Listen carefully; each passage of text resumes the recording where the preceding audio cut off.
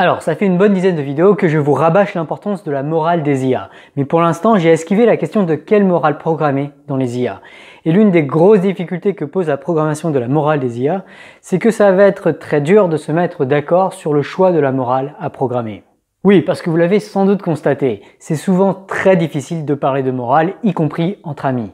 Comme la politique ou la religion, à moins d'être uniquement avec des gens du même avis, la morale divise. On en a déjà parlé dans l'épisode 27 de la série sur la démocratie. On a tendance à s'identifier à un camp et à vouloir le défendre outre mesure, ce que le psychologue Jonathan Haidt explique par des arguments d'évolution de groupe. En particulier, la sélection naturelle a sélectionné les individus capables de protéger le groupe avant tout. Pour réussir ce tour de force, les groupes qui ont survécu ont créé des symboles comme des chants, des drapeaux ou des valeurs qui ont ensuite été sacralisés par les membres du groupe. Et quand ces symboles sont attaqués, les membres du groupe prennent cela pour une attaque personnelle et se transforment en soldats hooligans prêts à tout pour défendre le groupe. Du coup, quand des groupes distincts et possiblement concurrents se rencontrent, ils ont de bonnes chances de rentrer en conflit, surtout quand les symboles des groupes sont en jeu. Or, l'un des principaux symboles des groupes est souvent un ensemble de valeurs morales, comme des valeurs de liberté, d'égalité, de légitimité, de mérite, de démocratie, de naturalisme, d'humanisme, d'empathie ou d'autres. Et tout ça fait que bien souvent, les débats de morale tournent malheureusement à un conflit de valeurs où chaque individu cherche à montrer que ses valeurs priment sur celles des autres. Nos débats moraux tournent souvent en combat de signaling, c'est-à-dire que chacun cherche à signaler ses vertus morales. Et ça rend les débats moraux incroyablement frustrants et peu instructifs.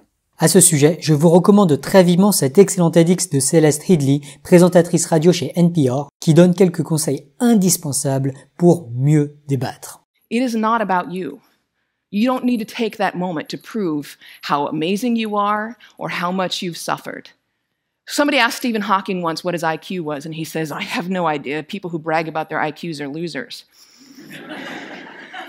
Conversations are not a promotional opportunity. Listen.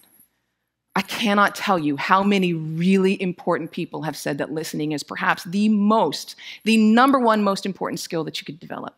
Buddha said, and I'm paraphrasing, if your mouth is open, you're not learning. Why do we not listen to each other? Number one, we'd rather talk. When I'm talking, I'm in control. I don't have to hear anything I'm not interested in. I'm the center of attention. I can bolster my own identity. And look, I know it takes effort and energy to actually pay attention to someone. But if you can't do that, you're not in a conversation. You're just two people shouting out barely related sentences in the same place. You have to listen to one another. Stephen Covey said it very beautifully. He said, most of us don't listen with the intent to understand. We listen with the intent to reply. On débat souvent très mal et c'est ça qui conduit malheureusement souvent à des conflits de groupe, même dans les cas où on est en fait tous d'accord. Ceci dit, même en parlant bien et avec bienveillance, on n'arrivera sans doute pas à être d'accord sur tout. Même après des heures et des heures de discussion, Monsieur Phi et moi sommes en désaccord sur certains points, comme l'importance du bonheur des gens, celle des inégalités de richesse ou celle de la vérité. Mais le but de telles discussions n'est pas nécessairement de faire émerger un consensus. Grâce à ces discussions, je comprends beaucoup mieux en quoi il peut être tout à fait sensé de préférer une grande complexité à un bonheur général, un développement global à une relative égalité entre individus ou un raisonnement conforme à la réalité plutôt qu'un modèle prédictif impossible à interpréter. Mais surtout, grâce à nos discussions, on a réussi à identifier de nombreux points sur lesquels on est en fait en parfait accord, avec parfois même un avis tranché. On est d'accord sur le fait que torturer des bébés à des fins récréatives, c'est mal, que les réactions instinctives d'indignation sont indésirables et que la souffrance du plus grand nombre, causée par la vieillesse par exemple, devrait être soignée. Même si on ne peut pas être d'accord sur tout, il est bon de savoir quels sont les points sur lesquels on est d'accord. Et bien souvent, on est en fait très largement d'accord sur de très nombreux points. Par exemple, je pense que tuer, c'est mal. Le meurtre, c'est mal. Ouais, je suis quelqu'un de très engagé. J'ose prendre parti, le meurtre, c'est mal. Pour mieux comprendre nos propres intuitions morales, mais aussi et surtout les intuitions morales des autres et leurs justifications, il est indispensable d'apprendre à mieux dialoguer. Il faut qu'on apprenne à mieux débattre, et ça commence souvent par moins parler et être plus calme et plus bienveillant quand on parle de morale. #team bienveillance. Ok, mais même à supposer qu'on débat mieux et qu'on arrive à comprendre les intuitions morales des autres et leurs origines, il reste que nos intuitions morales sont souvent en fait assez discutables. Et pour cause, comme les sciences cognitives ne cessent de le montrer, nous disposons de crétins de cerveau constamment victimes de toutes sortes de biais et de sophismes. Entre autres, nous sommes victimes du biais de familiarité qui nous pousse à préférer ce qui nous est familier. Et ça veut dire qu'on a du mal à se projeter dans des environnements très différents de notre environnement quotidien, notamment quand ces environnements sont très éloignés dans l'espace ou dans le temps.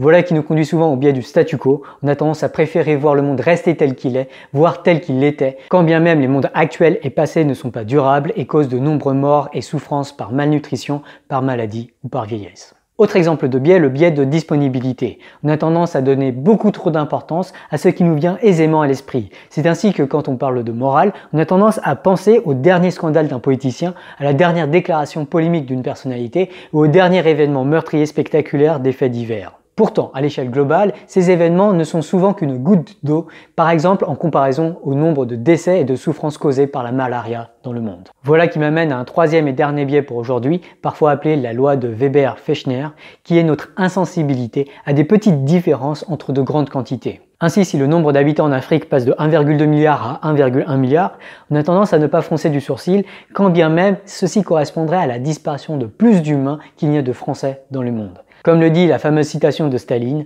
un mort c'est une tragédie, 1 million de morts c'est une statistique. Et nos crétins de cerveau ont terriblement de mal à analyser correctement les statistiques. Tous ces biais et de nombreux autres font que si nous réfléchissions plus longuement à nos intuitions morales, nous les modifierions sans doute. Et cette réflexion théorique est largement corroborée par les observations empiriques d'évolution de la morale. Comme l'a tweeté Stéphane Debove, force est de constater que ce qui était moralement acceptable et accepté il y a quelques décennies est parfois complètement rejeté aujourd'hui. Typiquement, nos relations à l'esclavage, au sexisme ou à l'homosexualité ont drastiquement changé au cours des derniers siècles, voire des dernières années. Ces évolutions de la morale s'expliquent partiellement dans le cadre du conséquentialisme moral, où l'on considère que la morale consiste surtout à juger la valeur morale de différents états du monde. Un moyen, comme une technologie ou une loi, sera alors jugé moralement bon s'il permet de conduire à des états du monde à forte valeur morale. Mais déterminer si le moyen permettra en effet de conduire à tel ou tel état du monde est alors une question prédictive et toute réponse peut évoluer au fur et à mesure que le contexte évolue, que plus de données sont collectées et que plus de théories plus justes sont développées. Pour le conséquentialisme moral, la valeur morale d'une action est donc amenée à évoluer en fonction du contexte. Typiquement, l'humour noir peut être moralement acceptable dans certains cas, mais il peut être moralement inexcusable, un enterrement par exemple. De même, il pourrait être rationnel de s'opposer à un revenu universel en 1960, à une époque où la croissance économique augmentait grandement la qualité de vie des citoyens et où cette croissance économique dépendait fortement du travail humain, tout en défendant le revenu universel en 2020, à une époque où le travail humain n'est plus aussi nécessaire pour garantir une bonne qualité de vie à tous. Quoi qu'il en soit, conséquentialiste moral ou non, d'un point de vue descriptif, force est de constater que nos morales évoluent. Mais du coup, il me semble déraisonnable de penser qu'elles ne continueront pas à évoluer. Il me semble très probable que dans le futur, nous aurons des morales qui jugeront immorales bien des actions que nous célébrons aujourd'hui. Et en particulier, il paraît bien présomptueux de penser que nos morales d'aujourd'hui sont les bonnes morales et que ce sont les morales à programmer dans les IA. Mais du coup, il semble tentant de se dire que les morales du futur sont davantage les bonnes morales à programmer. Mieux encore, il semblerait qu'il serait encore mieux de programmer les morales que nous autres humains auraient si nous étions tous plus cohérents, plus intelligents, plus informés et plus désireux de vraiment bien faire. Eh bien, ce sont de telles morales extrapolées et rendues cohérentes qu'Eliezer Yudkowsky propose de programmer dans nos IA. On appelle ce principe la volition cohérente extrapolée ou Coherent Extrapolated Volition en anglais ou encore CEV. Cette morale est définie comme étant celle de meilleures versions de nous, en particulier quand ces meilleures versions de nous sont toutes d'accord entre elles.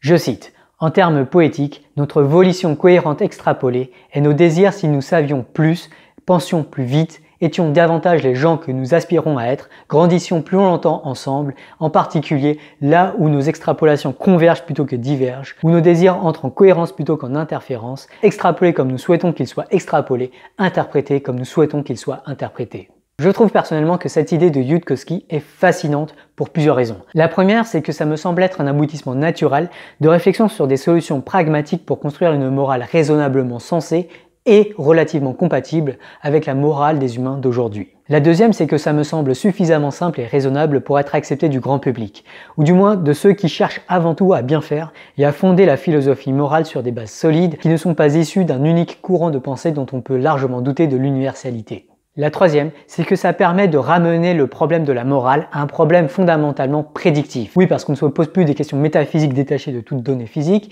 il s'agit désormais d'une question purement prédictive et en particulier, on peut utiliser tout l'arsenal du bayésianisme et du machine learning pour y répondre aussi bien que possible. Et la quatrième raison que j'aime particulièrement, c'est que ça nous force à faire preuve de modestie morale. En effet, quand on médite longuement les principes de la volition cohérente extrapolée, on conclut assez vite qu'en tant qu'individu, on est probablement à côté de la plaque. En particulier, ce que je veux aujourd'hui n'est pas ce qu'un meilleur moi voudrait. Le moi du présent est ignorant, biaisé et irrationnel.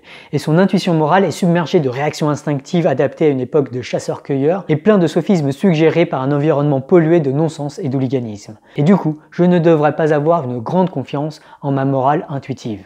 Pour mieux penser la morale, j'aime en fait imaginer un moi alternatif plus intelligent et plus rationnel et qui connaît, comprend et ressent plus d'empathie pour tous les individus vivants. Appelons ce moi alternatif le moi plus plus. Ce moi plus plus me semblera alors nécessairement strictement plus moral que le moi du présent, si bien que je trouverais raisonnable de déférer mon jugement moral à ce moi plus plus. Autrement dit, plutôt que de faire confiance à la morale intuitive du moi du présent, qui comme on l'a vu est pleine de biais et de sophismes, je fais beaucoup plus confiance à la morale du moi plus plus. Dès lors, l'idée de la volition cohérente extrapolée, c'est qu'au lieu de faire débattre les moi du présent en espérant qu'ils déterminent leurs points d'accord et de désaccord, on devrait faire débattre nos moi plus plus. Quand nos moi plus plus sont unanimement d'accord sur le fait que X est très désirable, alors la volition cohérente extrapolée conclura que X est très désirable. Quand nos moi plus plus s'accordent à dire que Y est horriblement désastreux, la volition cohérente extrapolée conclura que Y est désastreux.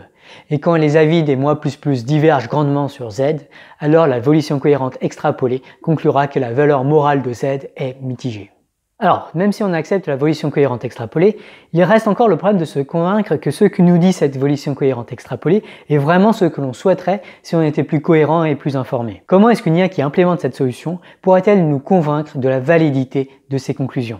C'est une question que je trouve là absolument fascinante et on peut la ramener à quelque chose de plus tangible. Imaginons que mon moi plus plus cherche à me convaincre que l'intuition morale du moi du présent au sujet de X n'est pas la sienne. Comment ce moi plus plus peut-il y arriver? Comment des versions très améliorées de moi communiqueraient avec le moi du présent? Et si cette version très améliorée de moi n'était pas le moi plus plus, mais un individu du présent qui est tout à fait en phase avec le moi plus plus? Comment cet individu ferait pour me convaincre que X ne mérite pas la valeur morale que l'intuition du moi du présent lui attribue? Eh bien, malheureusement, je crains que cet individu qui m'est moralement supérieur aura bien du mal à me faire progresser moralement.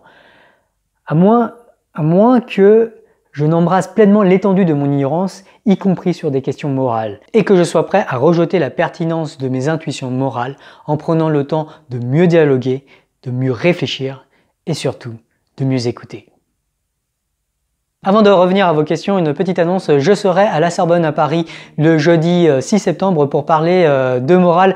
En particulier, en fait, j'interviewerai, et ça sera un énorme honneur pour moi, puisque j'interviewerai peut-être le plus grand philosophe moral de notre époque, à savoir Peter Singer, qui est derrière le mouvement Effective Altruism notamment. Donc a priori, les détails restent à déterminer, mais a priori, il y aurait une présentation d'abord de Peter Singer, de son livre qui dont la traduction en français vient de paraître. Le livre de Peter Singer s'appelle The Most Good You Can Do en anglais et il a été traduit en français par l'altruisme efficace et d'ailleurs tout cet événement a été organisé par l'association Altruisme Efficace en France. L'altruisme efficace, j'en ai déjà un petit peu parlé dans quelques-unes de mes vidéos et j'espère aussi que Thibaut Msufi va bientôt faire une vidéo sur l'altruisme efficace parce que je pense qu'il y a beaucoup de choses assez fascinantes à dire sur ce mouvement que je supporte à 200%. Vraiment, je pense que c'est vraiment le truc, l'une des causes les plus importantes de notre époque, de savoir comment faire un maximum de bien. Et l'une des raisons pour laquelle cette association me semble vraiment géniale, c'est que c'est pas du tout une association qui cherche à culpabiliser les gens, à leur dire il faut chercher à faire du bien. C'est plus une question qui est dans un aspect très positif et qui cherche davantage à encourager les gens qui veulent déjà faire du bien pour la société, puisque je pense que de toute façon intuitivement on a tous envie de faire quelque chose de bien pour la société et pour le monde de façon très générale. L'altruisme efficace va chercher à guider ces gens-là et les aider à faire des actions qui sont aussi bonnes que possible et bien souvent c'est pas du tout au détriment de la personne qui fait des actions d'altruisme efficace. L'altruisme efficace va souvent davantage insister sur le bonheur que ça crée, y compris chez la personne qui fait ces actions altruistes. Et ça fait notamment que les gens de ce genre d'association sont aussi des gens très enthousiastes, très sympas, un peu comme les vulgarisateurs qu'on trouve sur YouTube. Bref, tout ça pour dire que je suis extrêmement honoré et je suis extrêmement enthousiaste à l'idée de me rapprocher un peu de ces communautés et puis d'avoir la chance d'interagir publiquement, alors publiquement à la limite je m'en fous, mais de pouvoir interagir en un à un comme ça avec Peter Singarch, c'est assez fou. Donc voilà, donc si vous voulez voir ça, je vous invite à vous inscrire. Il y a l'event Eventbrite qui est quelque part sans doute dans les commentaires et dans la description de cette vidéo. Et venez pour essayer de vous poser des questions. Comment est-ce qu'on peut faire un maximum de bien? Je pense que c'est une très belle question. La dernière fois, on a parlé d'objectifs finaux et instrumentaux et Geek Concept nous demande si, une fois que l'IA aura atteint le niveau humain, elle va pas finalement prendre ses propres décisions et nous la mettre où bon lui semble. En fait, il y a un objectif instrumental qui est extrêmement intéressant, qui est le fait qu'une IA va vouloir préserver sa fonction objective. Donc en fait, une IA elle va vouloir maximiser un compteur. En tout cas, c'est comme ça que sont conçues toutes les IA d'aujourd'hui.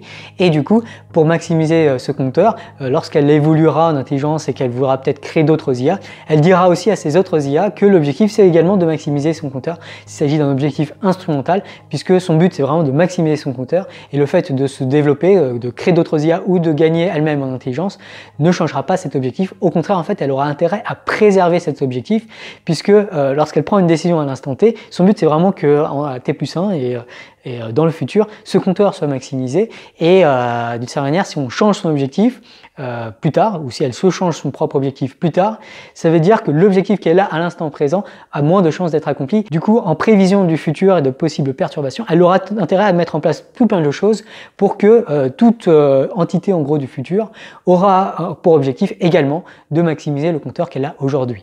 Donc il y a cette préservation de l'objectif qui fait que sans doute une IA, quand elle atteindra le niveau humain, elle gardera le même objectif que celle qu'elle avait initialement.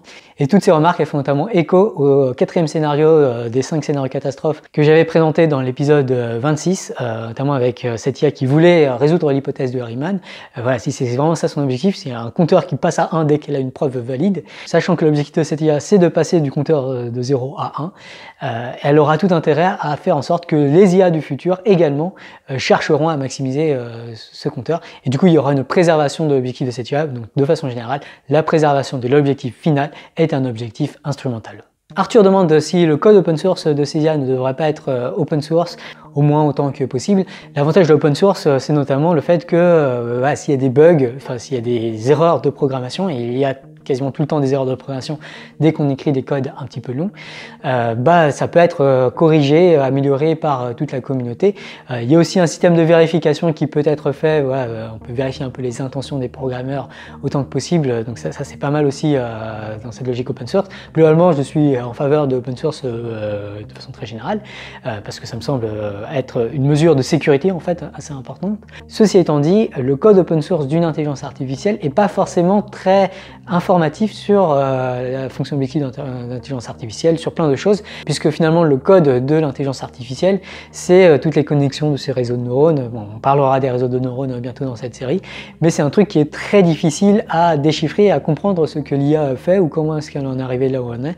Bref, une IA, faut voir ça, surtout à partir d'aujourd'hui et dans le futur encore plus, comme une espèce de boîte noire, comme un cerveau humain. Et savoir la position de tous les neurones du cerveau humain ne nous dit pas forcément beaucoup sur les intentions d'un cerveau humain, sur les intentions par exemple d'un homme politique. Bref, tout ça pour dire que l'open source c'est vraiment cool et il faut être en faveur de l'open source. Et d'ailleurs, il y a pas mal de librairies open source aujourd'hui pour faire de l'intelligence artificielle et du deep learning et trucs comme ça. Ceci dit, il faut bien voir les limites aussi de l'open source et en particulier l'intelligence artificielle à cause des problèmes d'interprétabilité des intelligences artificielles. Il me semble que cette solution ne soit pas suffisante en tout cas pour garantir la sécurité des IA. C'est sans doute désirable, mais ce sera très loin d'être suffisant à mon sens. Enfin, Weon47 nous demande si on pourrait pas essayer de, justement, avec des carottes et des bâtons, un peu punir l'IA quand elle cherche à s'émanciper, à gagner plus de pouvoir et ainsi garder le contrôle des IA. Donc en effet, ça c'est une façon assez raisonnable d'essayer d'avoir un peu de contrôle sur cette IA, essayer de la pénaliser quand elle fait des trucs vraiment mal. En fait, globalement, c'est vraiment notre levier d'action, donc il faut vraiment jouer sur ces rewards, hein, sur ces récompenses et ces carottes et ces bâtons. Ceci étant dit, garder le contrôle des IA en faisant ça, c'est quelque chose qui me semble assez illusoire, surtout s'il y a atteint un niveau humain ou surhumain, puisque voilà, vous imaginez essayer de contrôler quelqu'un qui est vraiment beaucoup plus intelligent que vous. Voilà, cette personne beaucoup plus intelligente que vous, elle est capable de comprendre ce que vous voulez, de vous manipuler, en fait, c'est elle qui vous donnera probablement des coups de carotte et de bâton pour que vous la laissiez tranquille. Typiquement, c'est ce qui se passe pas mal aujourd'hui avec vos téléphones, avec tous nos téléphones. On est un petit peu addict au téléphone et on a tendance à faire des trucs pour nos téléphones pour pouvoir continuer à utiliser Instagram ou je sais pas trop quoi. Et du coup, on risque fortement de perdre le contrôle des IA, tout simplement parce que l'IA nous rend addict à elle et à toutes les décisions qu'elle prend. Et je vous renvoie notamment vers une vidéo Zettabytes que j'ai fait avec Mehdi M. Hamdi, qui est un doctorant de l'EPFL en sécurité des IA, et qui montre notamment avec un exemple de voiture autonome à quel point il est difficile de vraiment garder le contrôle des IA, puisque finalement nous autres humains qui serions au contrôle de cette IA, sommes des individus qui sont très peu fiables. Un autre problème que pose également le contrôle des IA, c'est le fait que les IA, en fait, dès aujourd'hui, si on prend l'IA de YouTube, elles prennent déjà des milliards de décisions à tout instant. On n'a juste pas les facultés cognitives pour surveiller et du coup contrôler ce que font les IA. C'est pour ça que globalement, j'aurais tendance à être très pessimiste sur nos capacités de contrôle des IA et qu'il faut juste directement faire en sorte que les valeurs morales des IA sont assez bien programmées pour que ça se passe bien. Bref, le problème des risques existentiels posés par une IA, c'est avant tout un problème extrêmement difficile. J'espère que vous avez aimé cette vidéo, j'espère que ça vous fera pas mal réfléchir sur ce qu'est la morale et comment mieux débattre de la morale, comment mieux penser la morale et surtout comment progresser d'un point de vue moral, parce que je pense notamment qu'à cause de l'existence de biais cognitifs dans la manière dont on pense, il y a beaucoup de progrès moraux à faire qui correspondent tout simplement à enlever les parties de cette morale qui sont juste incohérentes entre elles typiquement, et bien débattre vraiment indispensable pour mieux clarifier nos intuitions morales. Malheureusement, voilà, bien débattre et surtout de morale, c'est quelque chose d'extrêmement difficile, donc je vous encourage à essayer de réfléchir à comment mieux débattre notamment, et à toutes ces questions, et réfléchir de façon assez générale à ce qu'on pourrait vraiment vouloir d'un point de vue moral. Ceci dit, même si on arrive à se mettre d'accord sur la morale à programmer dans les IA, il reste que ça ne suffira sans doute pas, puisqu'il y a beaucoup d'autres problèmes qui peuvent survenir, en particulier si on arrive à programmer la morale, par exemple la volition cohérente extrapolée qu'à 99,99%, ça pourrait ne pas suffire du tout, et on verra notamment qu'il y a des problèmes en sécurité des IA, parce que les IA peuvent être hackés comme tout système informatique ou tout système de sécurité. Si vous avez aimé cette vidéo, pensez à la liker, à la commenter, à la partager, pensez à vous abonner pour ne pas manquer les futurs épisodes. Merci aux tipeurs pour leur don, et j'espère que vous serez là la prochaine fois. J'aime beaucoup ce principe-là dans le livre de Nick Bostrom, il appelle le principe de déférence épistémique. Je vais juste le lire parce qu'il est bien formulé. Une future superintelligence occupe un point de vue épistémiquement supérieur. Ses croyances, probablement sur la plupart des sujets, ont plus de chances d'être vraies que les nôtres. Nous devrions donc nous en remettre à l'opinion de la superintelligence à chaque fois que c'est possible.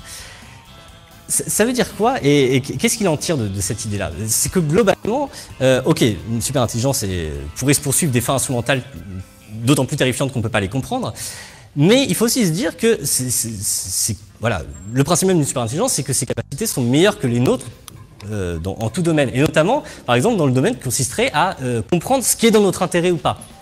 Et donc, ce que suggère ce principe de déférence, c'est de dire, quelque part, plutôt qu'essayer d'imaginer ce qui est notre intérêt et d'essayer de, je sais pas, de contrôler une superintelligence en lui donnant des buts qui sont conformes à nos intérêts, d'après ce que nous comprenons de nos intérêts, se dire que finalement la compréhension même de nos intérêts est une tâche à laquelle la superintelligence est meilleure que nous, et donc déférer cette tâche-là à une superintelligence. Une forme de stratégie qui est un peu étonnante, qui est pas évidente à première vue. Même la compréhension de mes propres intérêts, finalement, je suis moins bon à les comprendre qu'une hypothétique superintelligence. There are practices that used to be completely commonplace in our society, like beating your wife or owning slaves, and those practices are no longer considered acceptable in our society, which is good, and I would like that process to continue happening.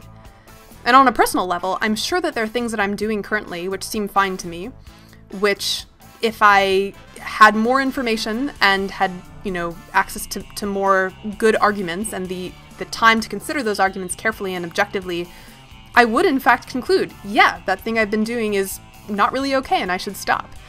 I don't know necessarily what those things are, but outside view, it seems unlikely that everything I'm doing currently is 100% correct. And I would like to know, in theory, I'd like to know what those things are so that I can stop doing them. So I would like to be regularly coming into contact with arguments about why I should be doing something differently. So, given that I think we want both basically harmonious communities and the opportunity for moral progress, what do we do?